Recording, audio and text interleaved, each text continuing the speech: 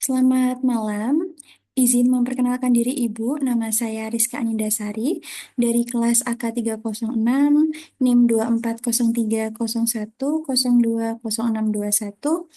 Izin Ibu untuk mempresentasikan dari proyek perkuliahan sesi 1 sampai dengan 7, eh, penugasan UTS untuk mata kuliah Akuntansi Keuangan 1.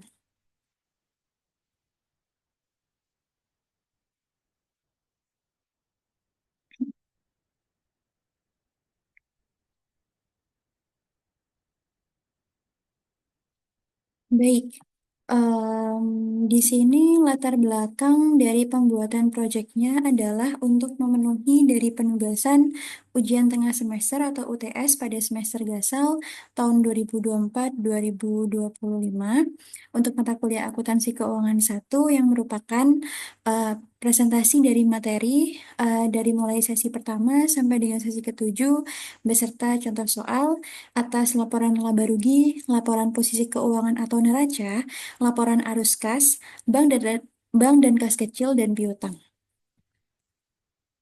Baik, laporan laba rugi. Untuk laporan laba rugi sendiri itu merupakan suatu laporan keuangan yang mencatat dari pendapatan, biaya, dan juga laba atau rugi bersih dari perusahaan pada selama periode tertentu. Laporan laba rugi itu akan memuat eh, pendapatan, biaya atau beban, laba bersih, dan juga kerugian. Kemudian untuk periode akuntansi dari laporan laba rugi sendiri itu bisa dilakukan secara bulanan, kuartal, atau tahunan. Kemudian, fungsi dari laporan laba rugi itu adalah untuk mengevaluasi dari kinerja keuangan, mengidentifikasi area yang perlu diperbaiki, dan juga merencanakan strategi bisnis perusahaan untuk kedepannya.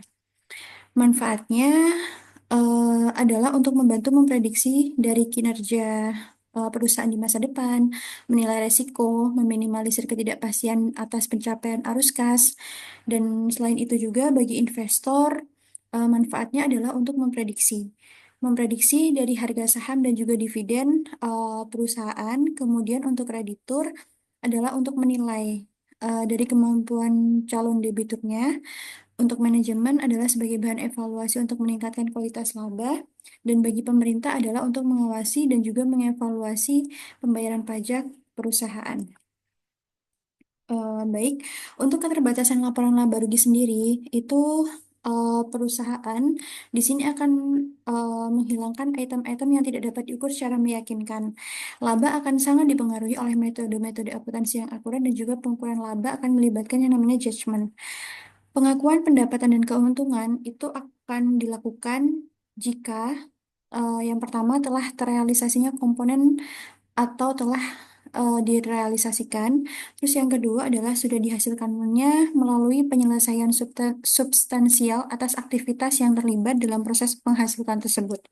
Kemudian, untuk akun-akun yang terdapat dalam laporan laba rugi sendiri itu berisi akun pendapatan, akun harga pokok penjualan, akun beban operasional, akun beban penjualan, akun beban administrasi dan umum, akun pendapatan dan beban lain, akun pajak penghasilan, akun laba ditahan. Akun-akun dalam laporan laba rugi ini merupakan kelompok akun yang nominal atau bersifat sementara. Laporan laba rugi akan menyajikan laba atau rugi yang dihitung dari selisih antara akun-akun penghasilan dan akun-akun biaya.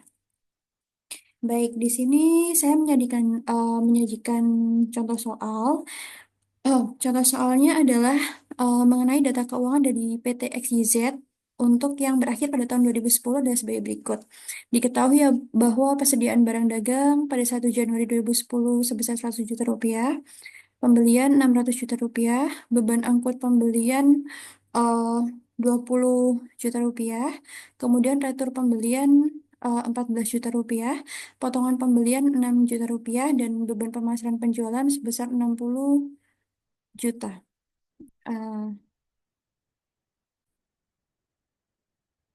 Kemudian beban administrasi umumnya sebesar 65 juta rupiah, persediaan barang dagang per 31 Desember 2010 sebesar 80 juta rupiah, penjualan kotornya sebesar 990 juta rupiah, retur penjualannya 6 juta rupiah, potongan penjualannya 4 juta rupiah, kemudian ada beban bunganya sebesar 2 juta rupiah, dan pajak penghasilan dengan tarif sebesar 25%. Nah, berdasarkan kasus ini, maka kita perlu mencari yang namanya harga pokok penjualan atau HPP. HPP ini diperoleh dengan rumus persediaan awal ditambahkan dengan pembelian bersih, kemudian dikurangkan dengan persediaan akhir. Sehingga dari yang kita ketahui pada soal bahwa 100 juta rupiah akan kita tambahkan dengan 600 juta rupiah, kemudian kita kurangkan dengan 80 juta rupiah, kita peroleh hasil sebesar 620 juta rupiah. Nah, untuk pembelian bersih sendiri itu diperoleh melalui pembelian yang ditambahkan dengan beban angkut, dikurangi dengan retur pembelian, dan dikurangi dengan potongan pembelian. Penjualan bersih atau disimbolkan dengan PB. PB diperoleh melalui rumus penjualan dikurangi dengan retur penjualan dan dikurangi dengan potongan penjualan. Sehingga 990 juta kita kurangkan dengan 6 juta rupiah dan kita kurangkan kembali dengan 4 juta rupiah sehingga kita memperoleh hasil sebesar 980 juta rupiah. Kemudian pada laporan laba rugi PT XYZ per 31 Desember 2010 kita akan menuliskan eh, akun-akunnya yaitu atas penjualan bersih kita tuliskan sebesar 980 juta rupiah. Kemudian atas harga pokok penjualan atau HPP itu kita tuliskan 620 juta rupiah di kredit. Laba kotornya sebesar 360 juta rupiah pada debit. Untuk beban operasinya sendiri itu adalah ada beban penjualan sebesar 60 juta rupiah di kredit, kemudian ada beban administrasi 65 juta rupiah di kredit, laba bersih sebelum bunga dan pajak sebesar 235 juta rupiah di debit, beban bunganya sebesar 2 juta rupiah di kredit, kemudian laba bersih sebelum pajak adalah 233 juta rupiah di debit, dan untuk pajak penghasilan sebesar 25% itu kita hitung dan memperoleh hasil 58.250.000 rupiah kita kredit. Kemudian laba bersih sudah pajaknya adalah sebesar 174.750.000 rupiah.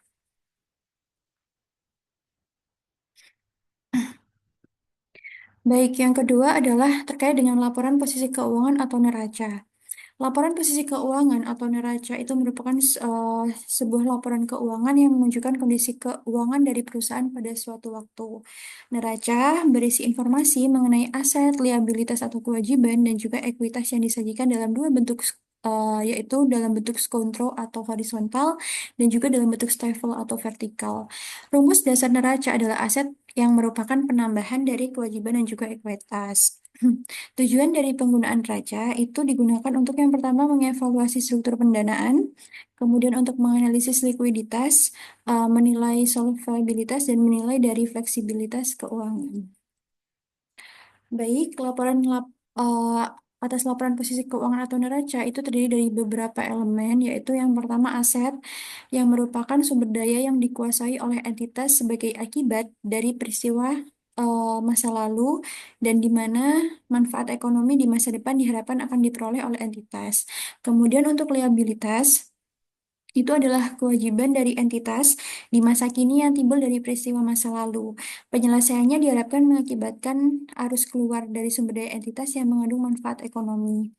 Kemudian untuk ekuitas itu adalah hak residual atas aset-aset entitas setelah dikurangi dengan semua liabilitas. Nah, dalam laporan posisi keuangan atau neraca akan terdapat klasifikasi atas as eh, yang yang pertama aset lancar dan aset tidak lancar, dan yang kedua adalah liabilitas jangka pendek dan liabilitas jangka panjang.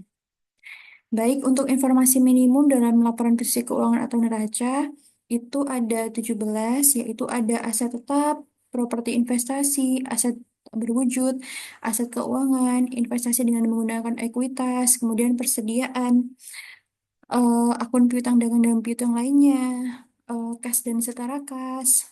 aset yang diklasifikasi dimiliki untuk dijual, termasuk kelompok lepasan yang dimiliki untuk dijual, kemudian utang dagang dan utang lainnya, provisi, liabilitas keuangan, liabilitas dan aset untuk pajak ini, liabilitas dan aset pajak tangguhan, liabilitas yang termasuk ke dalam lepasan yang diklasifikasi sebagai dimiliki untuk dijual.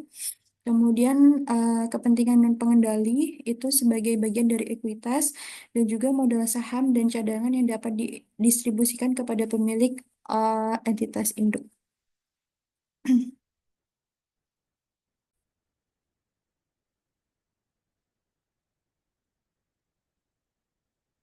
Kemudian untuk pengungkapan dari laporan posisi keuangan atau neraca itu eh, ada tiga, yaitu untuk piutang antara piutang usaha pihak ketiga dan piutang usaha dengan pihak berelasi. Kemudian untuk persediaan itu disubklasifikasikan antara persediaan bahan baku, barang dalam proses, dan juga barang jadi. Nah, untuk aset tetap sendiri itu disubklasifikasikan terpisah menurut kelompok aset tetap, misalkan tanah, bangunan, dan juga peralatan. Baik, ini adalah contoh soal untuk neraca. Jadi, terdapat transaksi yang dicatatkan pada bagian kiri. Nah, setelah transaksi uh, yang ada pada bagian kiri itu proses selanjutnya kita adalah menjurnalkan secara umum, yaitu kita catat secara satu persatu menurut tanggal, yaitu yang pertama tanggal 1 September itu terdapat maaf, um,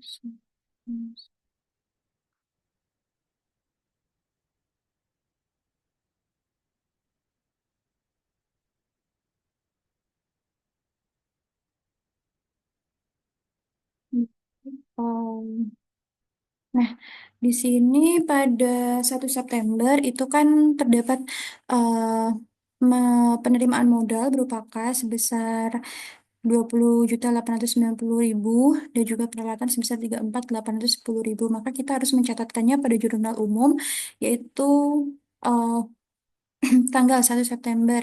Kita uraikan untuk kas sebesar 20.890.000 itu kita debitkan. Kemudian untuk peralatan juga kita catatkan sebesar 34.810.000. Kemudian untuk di bagian kreditnya kita tuliskan modal sebesar penambahan dari sejumlah kas dan juga peralatan sebesar 55.700.000 rupiah.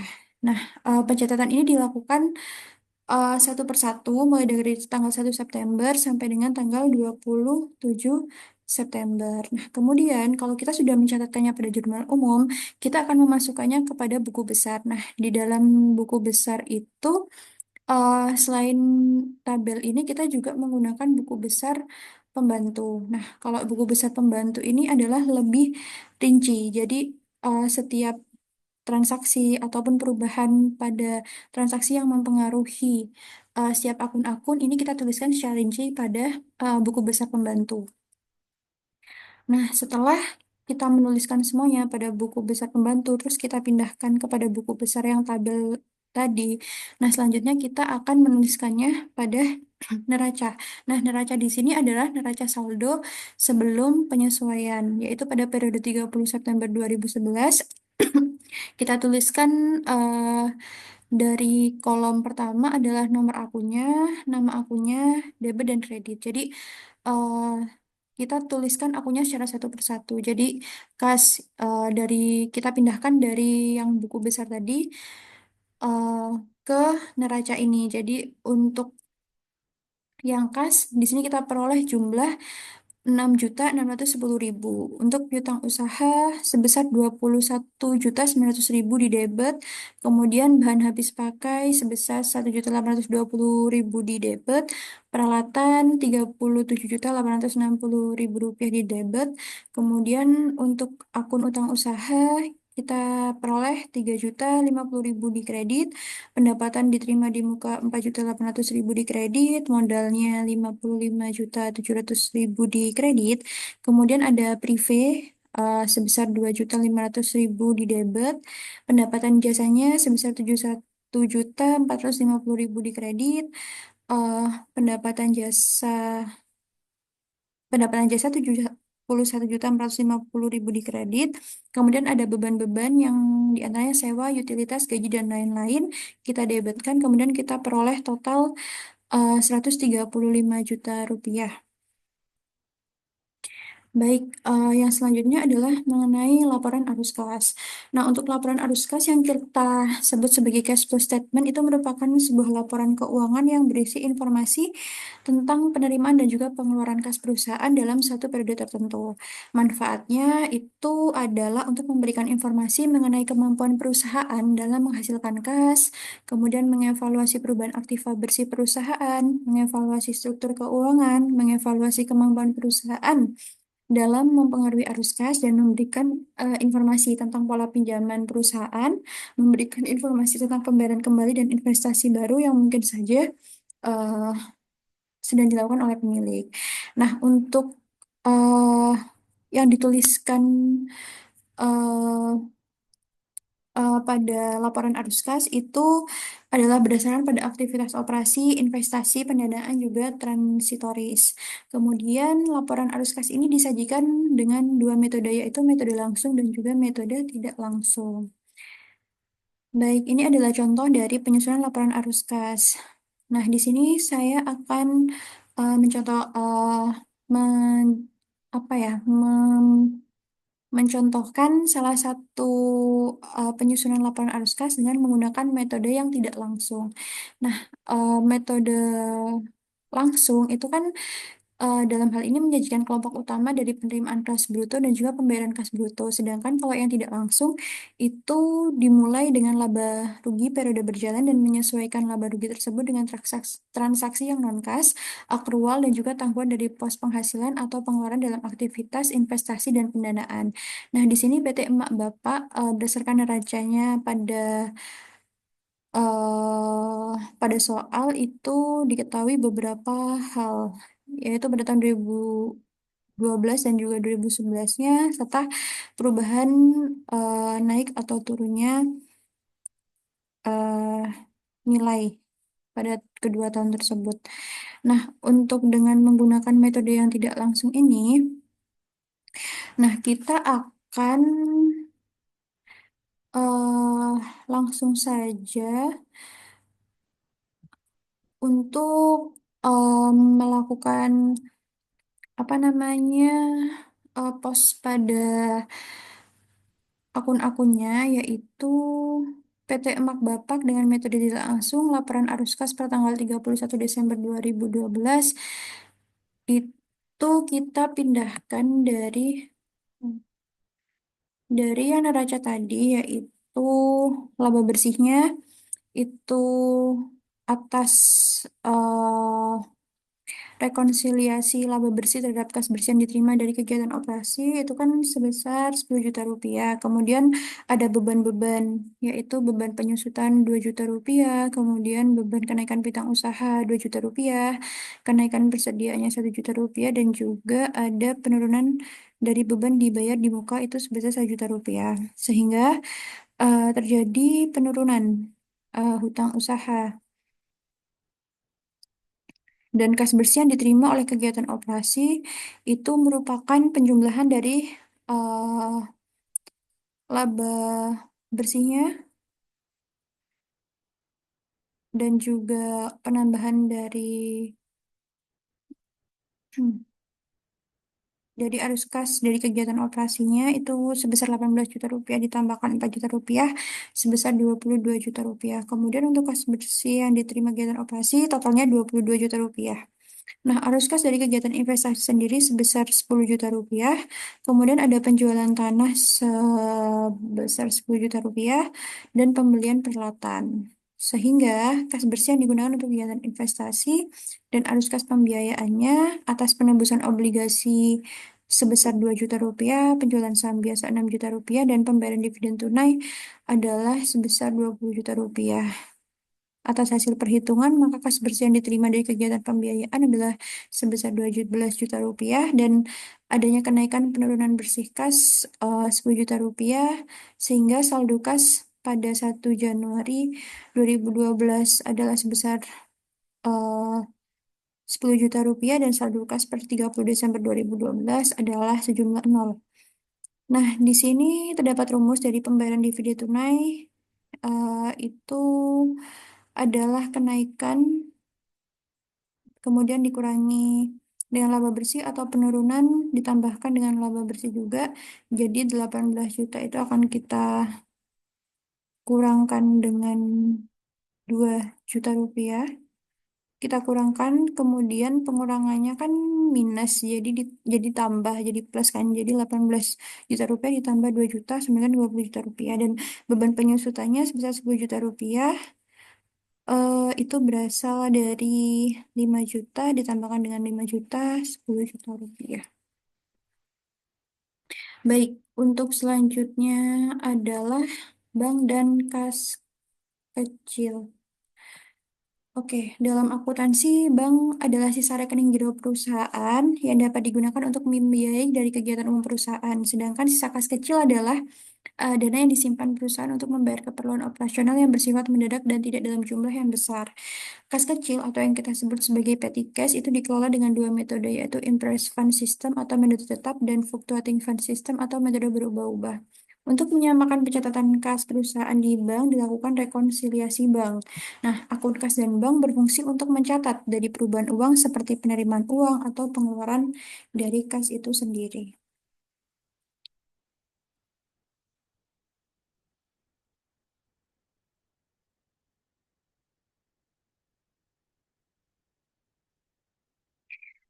Baik, ini terdapat dua metode dalam rekonsiliasi bank, yaitu metode langsung dan juga metode yang tidak langsung. Kalau misalkan, uh, lap- maaf, maksud saya adalah dua metode dalam mengisi petty cash, yaitu dengan metode langsung, yaitu laporan disusun berdasarkan arus kas aktual dari kegiatan operasional perusahaan. Laporan ini menyajikan informasi kas masuk dan juga kas keluar secara rinci. Kemudian untuk metode yang tidak langsungnya, itu laporan akan didasarkan atas informasi akuntansi yang akrual yang terdapat di laporan laba rugi dan neraca. Nah, laporan ini akan membandingkan kedua laporan tersebut untuk melihat pergerakan kas yang masuk dan juga keluar. Baik, di sini ada contoh soal dari PT Surula Profit yang melakukan rekonsiliasi banknya. Nah, di sini sudah diketahui beberapa eh, transaksi pada sebelah kiri. Kemudian kita akan membuat rekonsiliasi laporan banknya per tanggal 31 Januari, maaf, 31 Februari 2017. Nah, di sini kan terdapat bahwa saldo per laporan bank itu adalah sebesar 54.400.000 rupiah. Sedangkan saldo kasnya itu adalah sebesar 45.500.000 rupiah. Kemudian untuk saldo perlaporan bank itu sebesar 54.400.000 rupiah tadi itu akan kita tambahkan dengan transaksi pertama, yaitu setoran dalam perjalanan sebesar 15.200.000 rupiah. Maka diperoleh hasil 69.600.000 rupiah yang kita kurangkan selanjutnya dengan cek beredar itu sebesar eh, 13.600.000 rupiah sehingga saldo akhir bank adalah sebesar 56 juta rupiah. Nah, untuk sisi saldo kas sendiri itu kan tadi sebesar 45.500.000 rupiah. Kita akan menambahkan dengan penagihan piutang oleh bank eh, kepada PTBB itu sebesar 9.600.000 rupiah. Kemudian adanya kesalahan pencatatan sebesar 1.200.000 rupiah yang belum dicatat. Kemudian ada pendapatan bunga banknya sebesar 5 juta rupiah. Pendapatan bank sebesar 5 juta rupiah.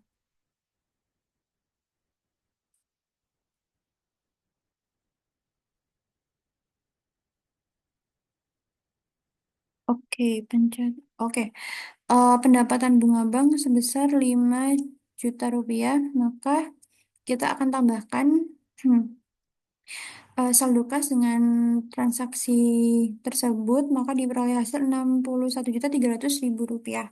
Nah, ini akan dikurangi dengan beban administrasi bank itu sebesar 300.000 rupiah. Kemudian ada cek kosongnya sebesar 4 juta rupiah dan juga kesalahan pencatatan lagi itu sebesar 1 juta rupiah. Jadi saldo akhir kasnya 56.500.000 rupiah.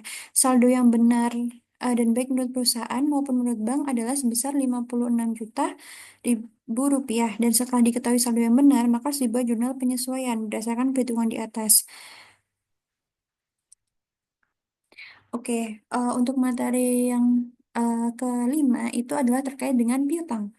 Nah, dalam akuntansi, piutang itu merupakan hak dari perusahaan untuk menagih dari pembayaran dari pihak lain atas produk atau jasa yang telah diberikan tetapi belum dibayarkan secara lunas. Piutang itu merupakan aset lancar yang dicatat dalam laporan posisi keuangan atau neraca pada perusahaan. Nah, piutang timbul akibat adanya penjualan secara kredit kepada perusahaan lain. Fungsi piutang sendiri itu adalah sebagai modal pinjaman. Kemudian untuk menjaga kelancaran bisnis dan juga pemanfaatan dari operasional dan juga pengembangan dari perusahaan.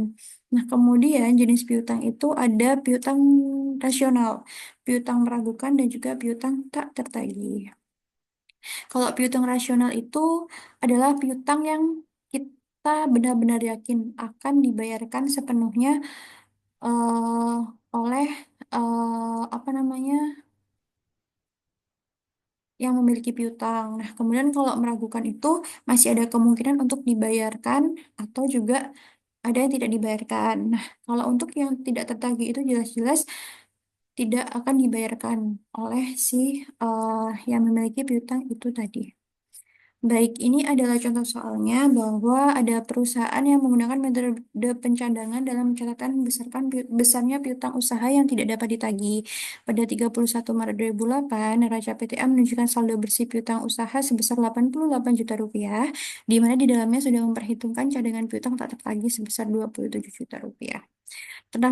Transaksi-transaksi yang terjadi selama bulan April 2008 terkait dengan saldo piutang usaha adalah sebagai berikut. Yang pertama, telah terjadi penjualan sebesar 646.200.000 rupiah, di mana 30%-nya merupakan penjualan tunai, sedangkan sisanya dilakukan secara kredit. Terdapat penagihan piutang usaha sebesar 290 juta rupiah dan piutang usaha sebesar 30.340.000 rupiah tidak dapat ditagih dan disetujui oleh pejabat perusahaan yang berwenang untuk dihapuskan. Nah, ayah jurnal untuk mencatatkan transaksi-transaksi yang telah terjadi selama bulan April tersebut atas ayah jurnalnya, yaitu yang pertama kita akan menuliskan kas pada sisi debit itu sebesar 193.860.000 rupiah, kemudian piutang usahanya sebesar 452.340.000 rupiah, dan juga penjualan di kredit itu sebesar 646.200.000 rupiah. Untuk yang transaksi kedua, kita akan menuliskan kas di debit dan piutang usaha di kredit sebesar 290 juta rupiah. Kemudian untuk penyisian piutangnya, atas penyisian piutang tak tertagih itu adalah sebesar 30.340.000 rupiah di debit dan piutang usahanya itu sebesar 30 juta 340.000 rupiah.